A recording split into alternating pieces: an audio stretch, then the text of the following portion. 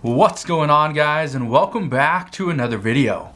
So in today's video, I want to address how the stimulus package could potentially be stalled. I want to talk about how there's a major supply chain shortage that is expected to come very soon. We're going to also address the CDC isolation rule change and some daily news as well. First off, hopefully you guys have had an incredible day, but let's get into the update for today. First, with COVID cases reaching new highs, many worry that their cities could potentially be shut down. Now, this isn't expected to be from governors who are going to mandate a new lockdown, but this is actually due to the fact that when COVID cases increase, this will most likely cause more workers to isolate at home. And this is going to impact businesses, schools, and the overall economy. Now, the CDC did make a rule change today to shorten the isolation period, so that is good news, but that isn't going to stop everything. But we will get to that in just a minute. First, I want to address the current stimulus package and how this is potentially stalling. Because lawmakers are still on recess, but according to multiple reports, they are indicating that lawmakers are well aware of the issues that they are going to face as soon as they come back to Washington on January 6th, which is just like a little over a week away.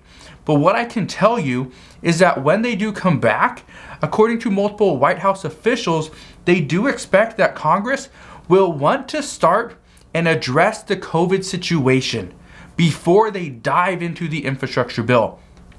Keep in mind, lawmakers were expected to finish the voting rights bill. That was one of the things that is pressing for many Democrats. They want to get that done. The second thing is they are trying to renegotiate, rework the human infrastructure bill. That's that $1.75 trillion infrastructure bill. It's a partisan bill, meaning Democrats are only going to be the ones that are voting for it. But here's what you need to keep in mind. Right now, White House officials are saying they expect for Democrats and Congress to put off the human infrastructure bill for a short time to potentially deal with the COVID situation. Now, here's one of the things that I want to say. I don't expect this to happen. What I expect is Democratic lawmakers to come in, push to get the Build Back Better Act passed, but in order to do that, they have to shrink the bill. My guess, just my guess, their best bet would be to either try to do a bipartisan infrastructure bill, which is going to be very difficult with what they have on their agenda, or they do a budget reconciliation for the human infrastructure bill, which is going to be smaller than 1.75, and at the same time, they try to throw in some additional relief due to the COVID situation that we're facing. That's my guess, okay?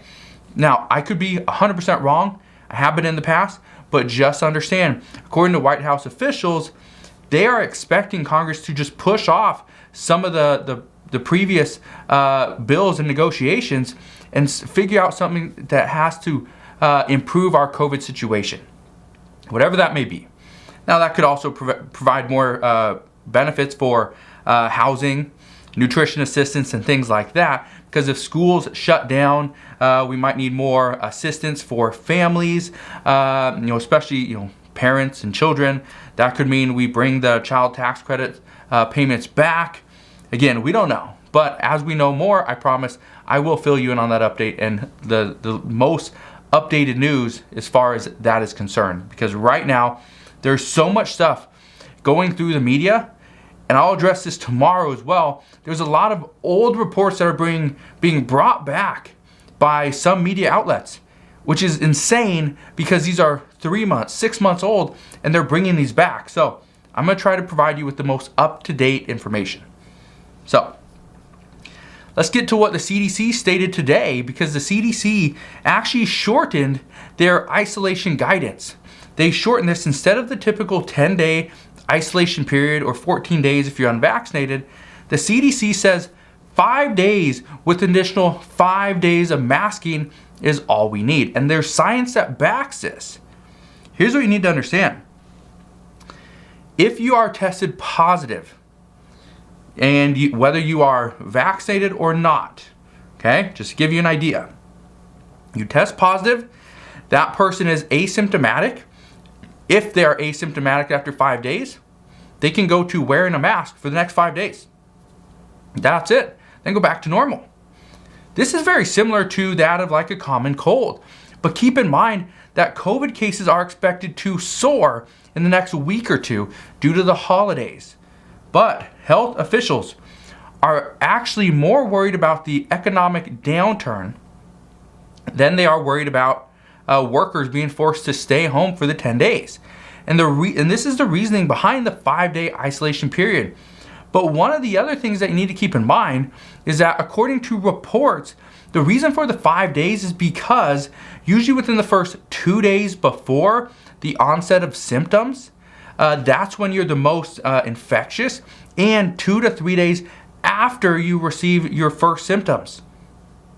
That's what they're saying. So one of the reasons why is because the virus is more transmissible during the early course of this illness.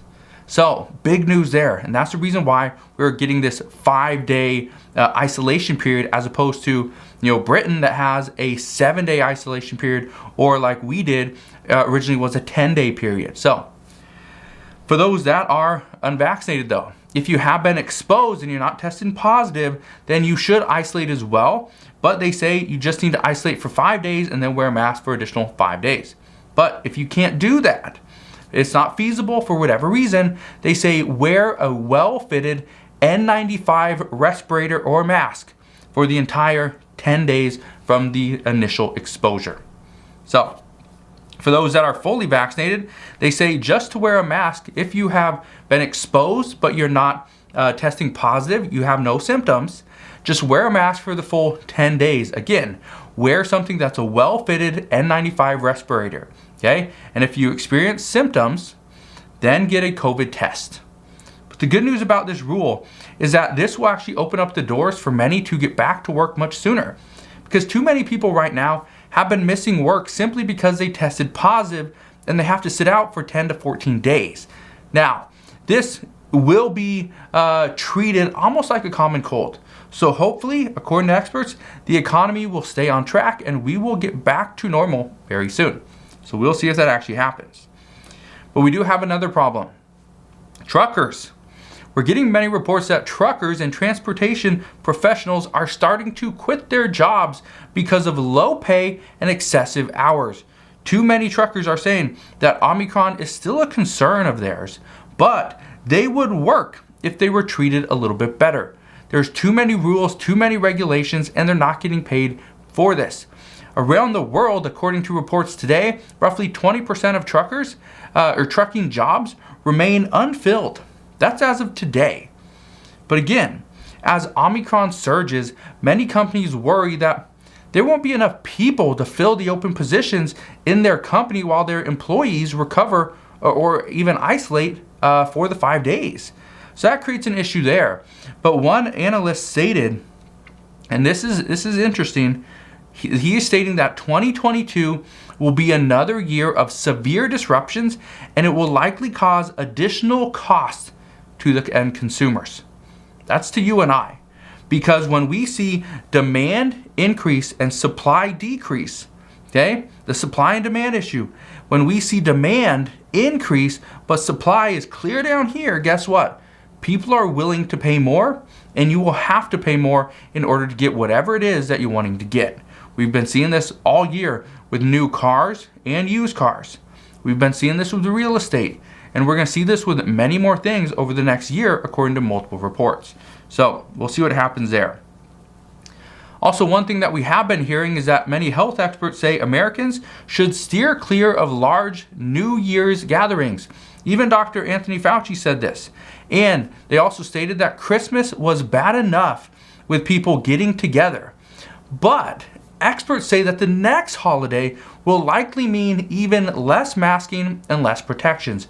One of the reasons they're saying this is because usually for Christmas holidays, it's more spending time with loved ones and friends and eating good food, opening presents, things like that.